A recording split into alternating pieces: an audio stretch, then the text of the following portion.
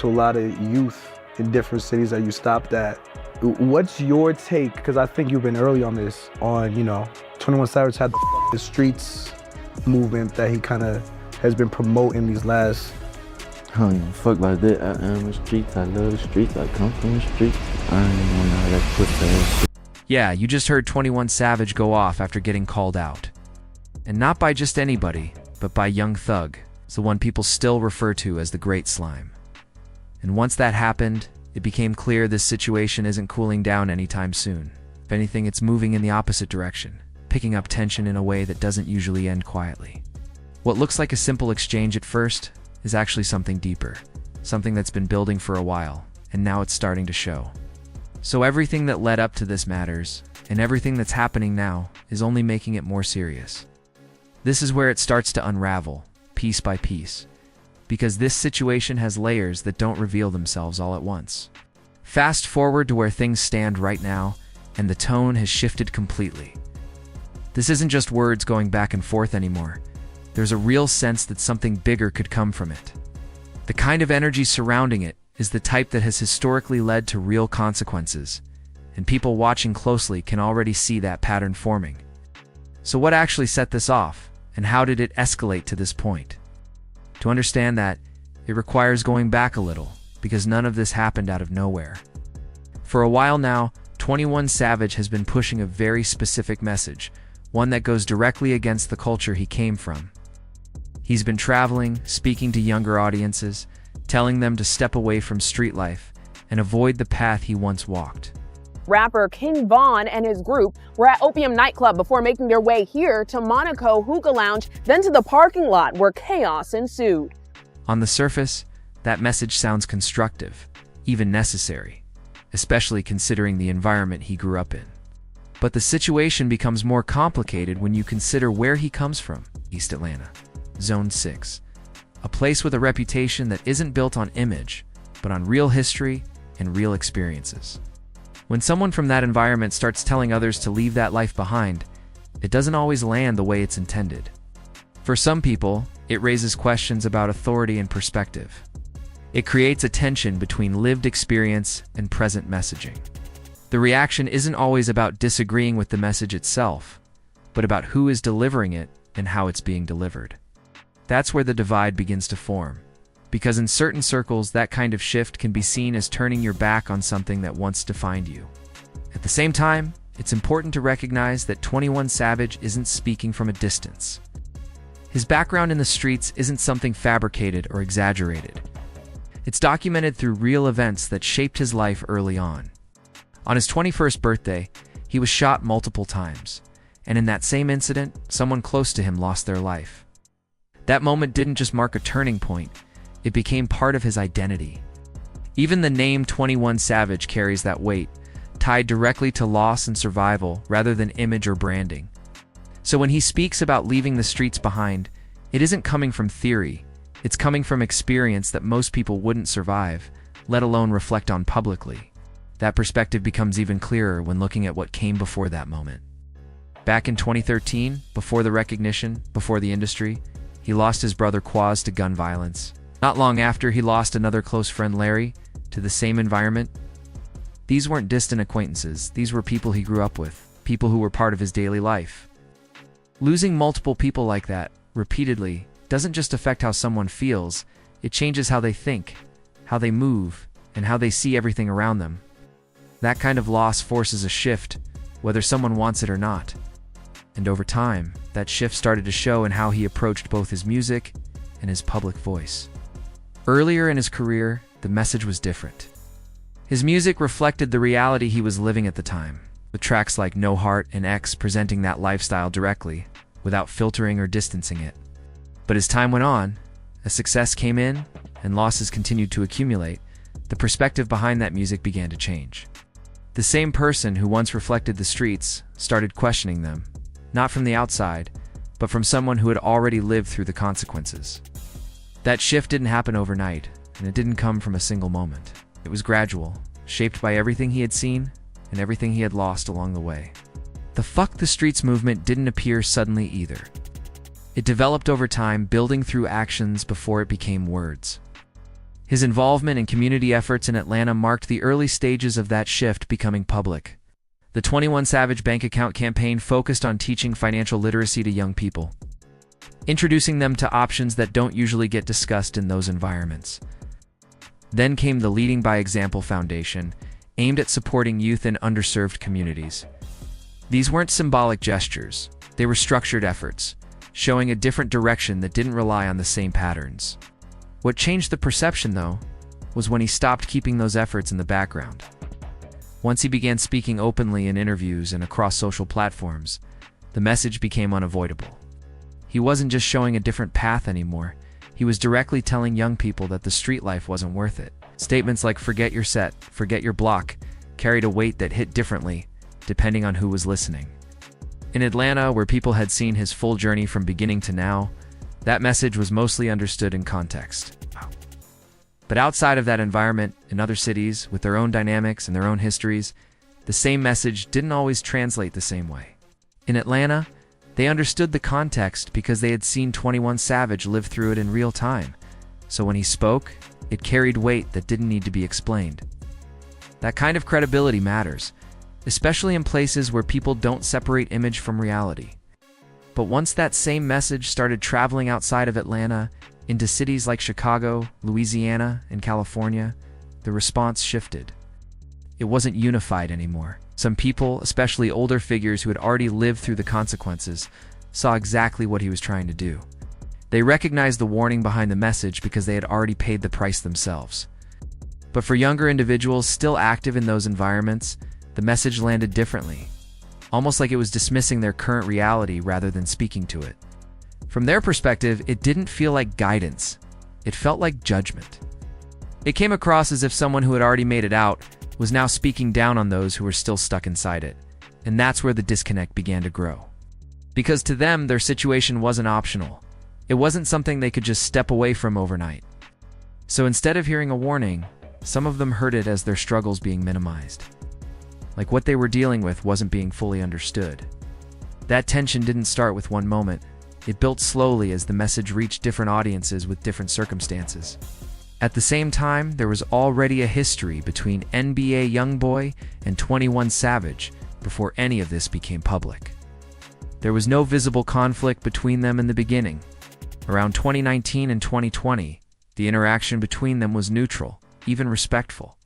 They acknowledged each other's work, showed support online, and moved in their own lanes without crossing into tension. Both were at the top of their positions, building influence in different ways, and there was no reason for friction at that point. It wasn't a rivalry, it was coexistence with mutual awareness. But underneath that surface, other dynamics were already in motion. When the situation between Lil Durk and NBA YoungBoy escalated, it created a wider divide that extended beyond just those directly involved. That conflict wasn't limited to music. It carried real consequences that affected people around them. When King Von was killed in Atlanta, the situation intensified in a way that shifted everything. That event didn't just stay local, it echoed through the entire culture, pulling different affiliations into focus, whether they wanted to be involved or not. For 21 Savage, being from Atlanta and having a connection to Lil Durk placed him in a complicated position. He didn't publicly insert himself into that conflict, and there were no direct statements or diss records targeting NBA YoungBoy. But in situations like that, perception doesn't rely on direct involvement. Subtle actions start to carry more weight than words. Being seen around certain people, showing support in specific moments, even small interactions on social media, all of that can be interpreted as alignment.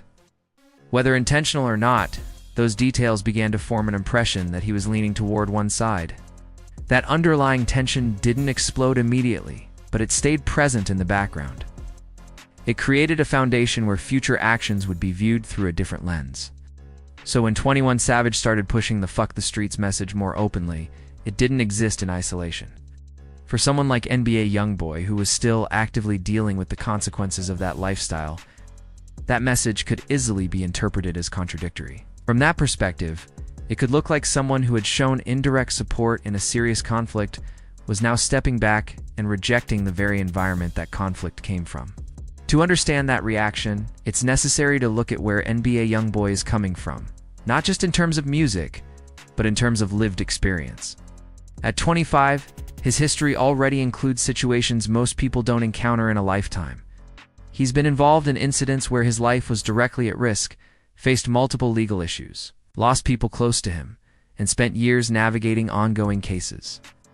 That environment doesn't disappear just because someone gains success. It follows them, shapes their decisions, and limits their ability to simply walk away. For him, the streets aren't something abstract or symbolic. They are tied to active situations, unresolved conflicts, and ongoing risks. There are still people connected to that world, still expectations tied to loyalty, still consequences for stepping outside of that structure. So when someone speaks on leaving that behind, especially someone who has already transitioned out, it can feel disconnected from what he's still dealing with. It creates a gap between perspective and reality, where the same message that sounds logical to one person feels dismissive to another. On top of that, NBA YoungBoy has built his reputation on consistency in how he presents himself. He hasn't shifted his messaging to fit different audiences, and he hasn't softened his stance to make it more acceptable. That approach is part of why his audience connects with him. They see it as direct, unfiltered, and reflective of his actual situation. So when he was asked about 21 Savage's movement during a recent interview, the response didn't come out of nowhere. It came from a position that had already been forming over time. And when he answered, there was no attempt to soften it or frame it differently. The reaction was immediate, direct, and left little room for interpretation. NBA YoungBoy didn't hesitate when he said it. NBA YoungBoy made his position clear in a way that left no room for interpretation. He said straight up, "I am the streets. I love the streets. I come from the streets. I ain't on all that." And then dismissed the entire message behind it. That wasn't framed like a disagreement or a different opinion. It came across as a direct rejection of everything 21 Savage had been pushing. When that landed, it didn't sound like debate, it sounded like a challenge. Because at that point, it wasn't just about ideas anymore. It was about identity, about credibility, and about who has the right to speak on what. What made it more significant is that he didn't stop at one statement. He continued explaining that people were misunderstanding the message, suggesting that the conversation wasn't about avoiding danger entirely, but at the same time making it clear he didn't stand with what 21 Savage was promoting. Then he delivered the line that shifted everything into something more serious. He said there's a narrative being pushed, and he's pushing his own narrative. That distinction mattered because it framed the situation as two opposing positions that couldn't coexist. It wasn't casual anymore, it was structured like a divide. By emphasizing my narrative, he effectively drew a boundary, making it clear that he wasn't aligning with anything outside of that. Once that interview surfaced, the reaction was immediate and predictable. The internet didn't take time to process it. People moved straight into choosing sides. Supporters of NBA YoungBoy viewed it as honesty, as someone refusing to be told how to live or how to move within a reality they were still part of. On the other side, supporters of 21 Savage saw it differently. They viewed his message as necessary, as an attempt to interrupt a cycle that had already taken too many lives.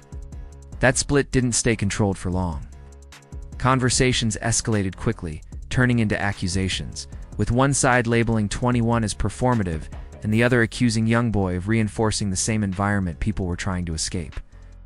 The tone shifted from discussion to conflict almost instantly. What amplified everything was the timing, because just as the conversation reached its peak, 21 Savage responded.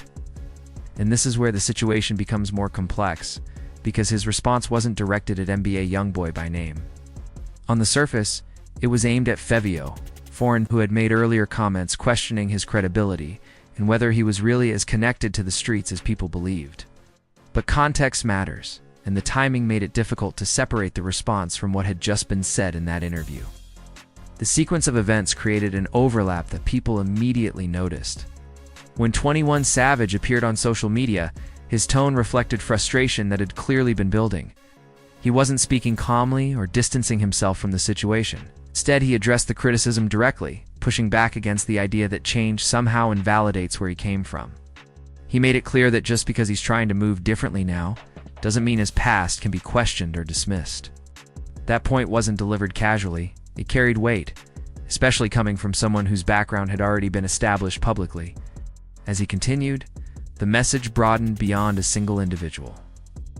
He started outlining what he saw as contradictions, pointing out that people still actively involved in certain behaviors were trying to define what the streets meant or who had the right to speak on them. Those statements could be applied to multiple people, which is why they drew attention. Even if the response was technically aimed at one person, the wording allowed it to reach further than that. It became less about a single exchange and more about a general stance against anyone questioning his position. Then came the part that shifted the tone again. 21 Savage referenced his past directly, reminding people that his history wasn't theoretical. He pointed out that there are real incidents behind his name, situations that aren't up for debate or reinterpretation. That wasn't said to glorify anything.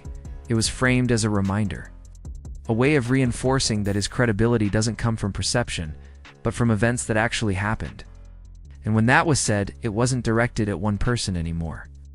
It was directed at everyone watching, everyone commenting, and everyone trying to define what he represents. That moment changed how the response was received, because instead of just defending his current position, he reestablished where he stands in relation to his past. It wasn't an explanation, it was a statement. And in a situation where perception drives reaction, that kind of statement carries its own weight. It signaled that he wasn't stepping away from anything he had done, even while trying to move differently now. And that balance between past actions and present intentions is exactly what keeps this situation from settling down. 21 Savage made it clear he didn't want anything misunderstood. 21 Savage wasn't trying to present himself as someone removed from his past just because he's speaking differently now. He pushed back against that idea directly, reinforcing that shifting his mindset doesn't erase what he's already done or what he's already survived. The message wasn't softened, it was sharpened. He was essentially reminding everyone that just because he's promoting something more constructive now doesn't mean his history disappears or becomes irrelevant. That distinction matters because in situations like this, perception can turn quickly if someone is seen as abandoning their past instead of evolving from it. He continued by addressing the constant mentions of his name, making it clear he wasn't going to accept being discussed casually or used as a topic for attention. The tone wasn't reflective, it was firm. He rejected the idea that people could repeatedly speak on him without consequence, especially while misunderstanding what he represents. The warning was direct, but it wasn't framed as escalation. It was framed as correction. He was drawing a boundary, letting it be known that there are limits to how far people can push narratives about him before it turns into something more serious. That kind of statement isn't about starting conflict. It's about controlling how far things are allowed to go. What stood out even more was when he shifted away from the immediate situation and started speaking on a broader issue. He questioned the credibility of people who speak on street life without having experienced it in a way that leaves lasting impact. It wasn't aimed at one person. It was a general observation, but it carried implications that applied across the board. He pointed out that there's a difference between being associated with something and actually living through it. And in his view, that difference changes how someone understands the consequences tied to that life. He made it clear that what he's speaking from isn't secondhand experience. The losses he referenced weren't distant or symbolic. They were personal. He spoke about pain in a way that suggested it isn't something that can be imitated or borrowed through association. That kind of perspective doesn't come from proximity, it comes from direct impact. And that's where he identified the disconnect. In his view, some of the people speaking on the streets haven't experienced enough of that reality to understand why someone would want to step away from it or encourage others to do the same. That distinction between being from the streets and being actively involved in them became a central point in his response. It's not just about where someone grew up, it's about what they've actually gone through within that environment. Knowing people who were involved isn't the same as carrying the consequences personally. And according to him, that difference affects how seriously someone should be taken when they speak on these topics. He wasn't dismissing entire backgrounds, but he was questioning whether everyone speaking on it has the same level of understanding. When he spoke about loss, the tone shifted again. It wasn't aggressive in that moment. It was grounded in something heavier. Referenced the kind of experiences that change a person permanently, the kind that don't fade with time. That wasn't presented as something to prove a point, it was presented as context, a way of explaining why his perspective is what it is now. Because from that position, the focus isn't on maintaining an image, it's on avoiding repeating what's already been lost. From there, he redirected the conversation back toward boundaries. He suggested that not everyone is equipped to speak on certain realities, especially when those realities involve consequences that can't be reversed. That wasn't framed as exclusion, it was framed as responsibility. According to him, if someone hasn't experienced that level of impact, they shouldn't be positioning themselves as authorities on it. Instead, he implied they should focus on what they actually know and what they actually represent. He also addressed the idea of distance, pointing out that some people maintain a certain image while no longer being physically connected to the environments they reference. That observation wasn't about exposing individuals, it was about highlighting a pattern. The difference between being present in something and speaking on it from a distance changes the weight of what's being said. And in a culture where authenticity is constantly evaluated, that difference becomes significant. Toward the end of his response, he touched on something that extends beyond this specific situation. He questioned the tendency for people from different regions to define each other's realities without direct knowledge. That issue has existed in the culture for a long time, and it rarely leads to understanding.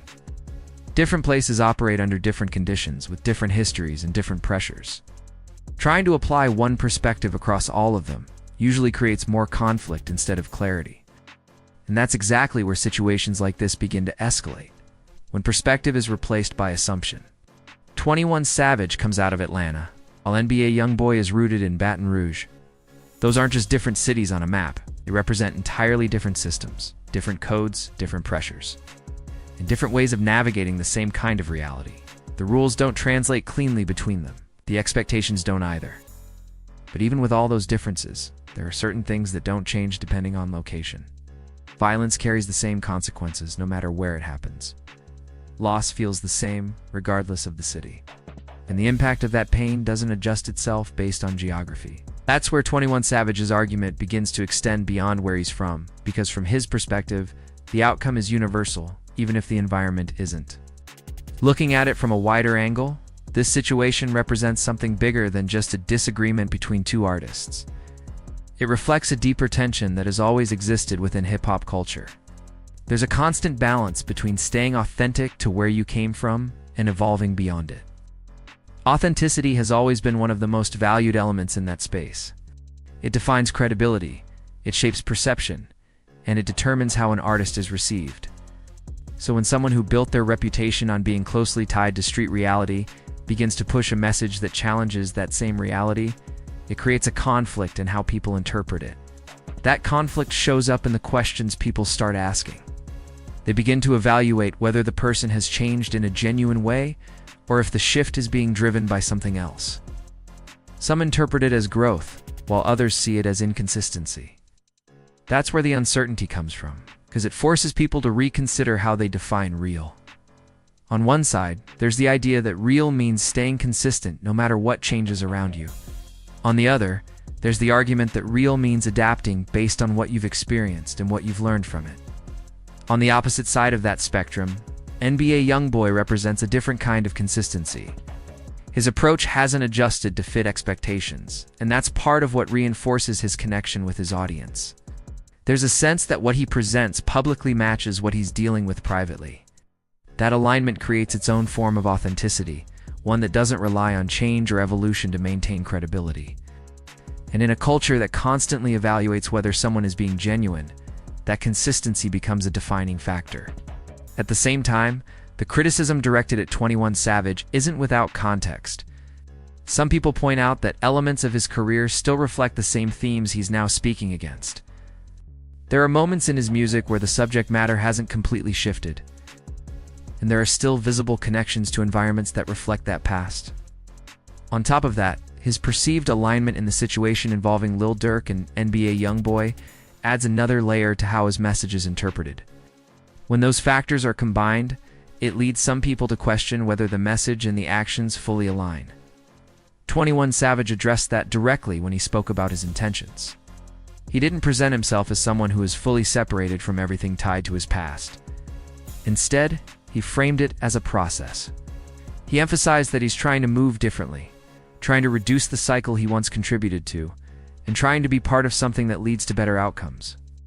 That distinction matters because it acknowledges that change doesn't happen instantly. It happens in stages, often while someone is still connected to parts of what they're trying to leave behind. But that perspective isn't accepted by everyone. Some people don't recognize gradual change as valid. They see it as something that needs to be absolute, with a clear separation between what someone was and what they are now. From that viewpoint, anything less than a complete break can be seen as contradiction. That's why the reaction remains divided, because not everyone measures authenticity the same way. What gets overlooked in all of this, though, is what continues happening outside of the conversation. While the focus stays on exchanges between artists and reactions from fans, the conditions that both sides are speaking about don't pause. The same environments that shaped both of them are still producing the same outcomes every day. That reality doesn't slow down while debates happen online. It continues in the background, unaffected by how the situation is being discussed. At its core, the message 21 Savage is pushing is centered on reducing that outcome. It's about interrupting a pattern that has led to repeated loss. Regardless of how people feel about him personally, the intent behind the message is aimed at preventing what he's already experienced from happening to others. It's an attempt to shift direction before the same consequences repeat themselves. At the same time, the perspective coming from NBA YoungBoy highlights a different reality. It raises the question of what that message looks like to people who are still inside those conditions without a clear way out. Because from that position, the ability to step away isn't always immediate or even possible. When resources, safety, and options are limited, the conversation about leaving that environment can feel disconnected from what's actually accessible. That's where the tension remains unresolved. One side is speaking from the position of having experienced the consequences and wanting to prevent them. The other is speaking from within those conditions, where the consequences are still active and ongoing.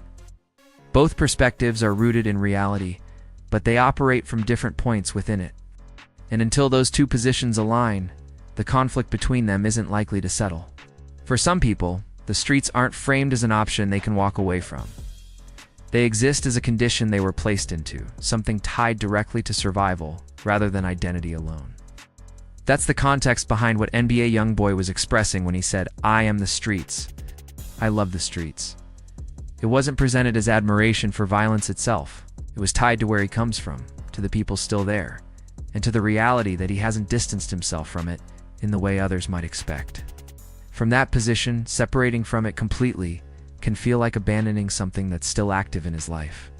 So instead of stepping away from it publicly, he aligns with it, because to him, that connection hasn't ended. What makes the situation more complicated is that there is space for both perspectives to exist without directly opposing each other, but that space isn't being used. There's a middle ground where both positions could be acknowledged without conflict. 21 Savage could recognize that his message, even if well-intentioned, can come across as disconnected from people who are still dealing with those conditions daily. At the same time, he can maintain that reducing violence and breaking cycles is still necessary, regardless of how difficult it is to achieve. On the other side, NBA YoungBoy could acknowledge that while his connection to where he comes from is real, the outcomes tied to that environment don't sustain themselves in a way that leads anywhere positive long-term. But that level of balance requires a willingness to engage with complexity, and that's something that often gets lost in the current climate. Conversations quickly turn into positions, and positions turn into sides. Once that happens, nuance disappears. There's no space left for both things to be true at the same time, even when they clearly are. Instead of being viewed as two perspectives addressing the same issue from different positions, it becomes framed as one being right and the other being wrong. That shift changes how everything is interpreted moving forward. Right now, the situation sits in a state where both sides have made their positions clear. There hasn't been any direct movement beyond that. Neither has stepped back from what they said, and neither has escalated it further in a direct way. That creates a pause, but it's not a resolution. It leaves the outcome uncertain, because situations like this don't always stay contained once they reach this level of attention. The risk isn't in what's already been said, it's in what could follow if the tension continues to build without being addressed. There's a pattern that exists in the culture where verbal exchanges don't always remain verbal. If that pattern repeats here, it would contradict the very message that started the situation in the first place. A conflict that began around the idea of reducing violence turning into something that produces more of it would highlight the exact cycle being discussed. That possibility is what makes situations like this worth paying attention to, beyond just the surface level. At the same time, there's another outcome that remains possible. Situations like this can also lose momentum once the initial reaction fades. Both individuals involved have established positions, resources, and responsibilities that extend far beyond this moment. Escalating further doesn't necessarily benefit either of them in a meaningful way.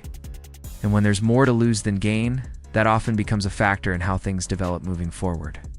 What this situation ultimately reflects is that both perspectives are necessary within the culture, even if they don't align. There's value in someone speaking from experience and encouraging change, just as there's value in someone representing the reality that change hasn't reached yet. The issue arises when those perspectives are forced into opposition instead of being understood as parts of the same conversation.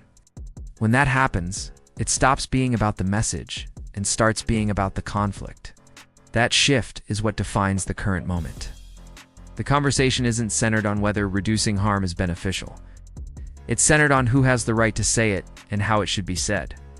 That's where the deeper issue sits, because it shows how divided the understanding of the same problem has become.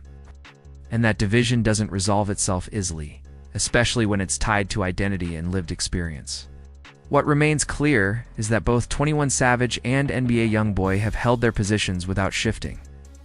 21 Savage has made it known that he isn't stepping away from the message he's been building, regardless of how it's received. NBA YoungBoy has made it equally clear that he isn't adjusting his stance to align with anything outside of his own reality. Those positions don't currently intersect, but they also don't cancel each other out.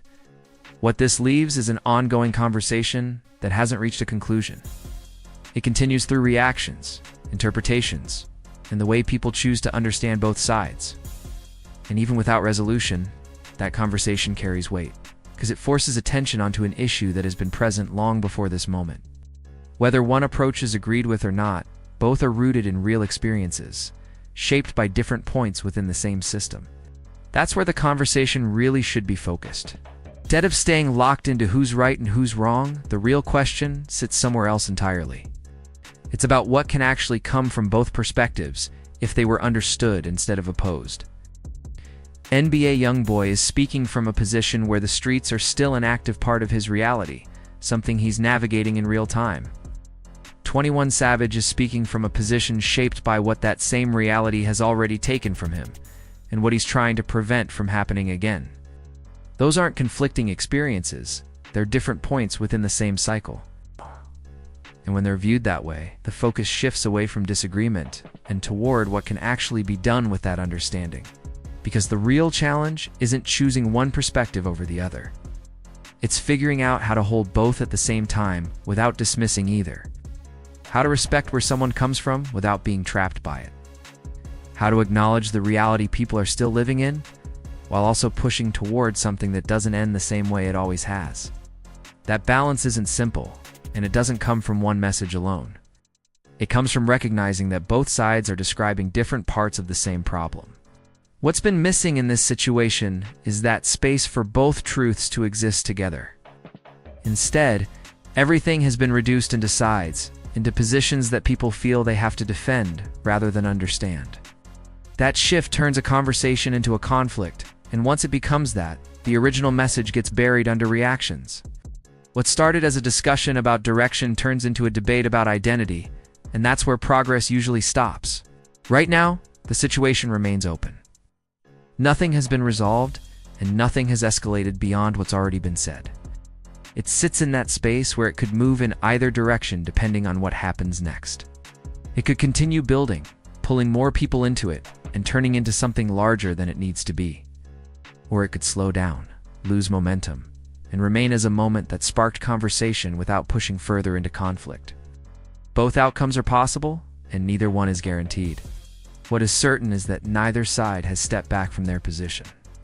21 Savage has made it clear that his message isn't changing regardless of how it's received or who challenges it. NBA YoungBoy has made it just as clear that he's not adjusting his stance to fit anyone else's expectations. That creates a situation where coexistence becomes the only stable outcome, even if agreement never happens. And that's where this leaves things. It's not with a resolution, but with a reflection of where the culture stands right now. Place where even conversations about reducing harm can turn into division. Not because the goal is unclear, but because the perspectives around it are coming from different realities. That divide doesn't close easily, especially when both sides are rooted in experience rather than opinion. What remains is the underlying point that started all of this. Regardless of where someone stands, the outcome that both sides are speaking around hasn't changed. The same risks are still present, the same patterns are still repeating, and the same consequences are still being felt. That reality continues whether the conversation settles or not, and that's what holds everything together at the end of it. One side speaking from having made it out and not wanting others to go through what he experienced, the other speaking from still being inside it, where leaving isn't always immediate or even possible. Two perspectives, both grounded in reality, both shaped by the same system, just seen from different points within it. This situation hasn't concluded, and it likely won't in a clean way. It will either fade or it will evolve. But either way, it reflects something deeper than a moment between two artists. It reflects a conversation that has been ongoing long before this, and one that will continue long after. And until that conversation shifts from opposition to understanding, the cycle it's describing remains unchanged.